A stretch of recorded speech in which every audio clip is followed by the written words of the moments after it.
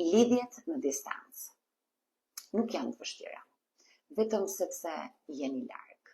Është e vështirë sepse aktivizon të gjitha pasiguritë që përpiqet të mbajnë të fshehura. Kur nuk e ke pranë personin që do, mendja fillon të plotësoj poshllëqet. Pse nuk më shkruajti?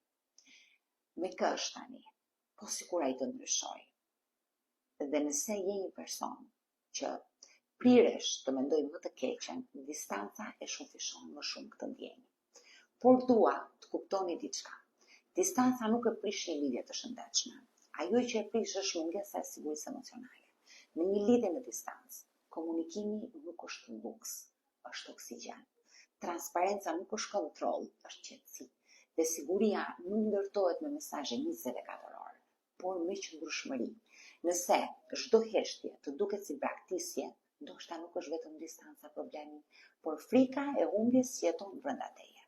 Lidhja në distancë funksionon kur dy persona zgjedhin njëri tjetrin çdo ditë dhe kur nuk janë fizikisht bashkë.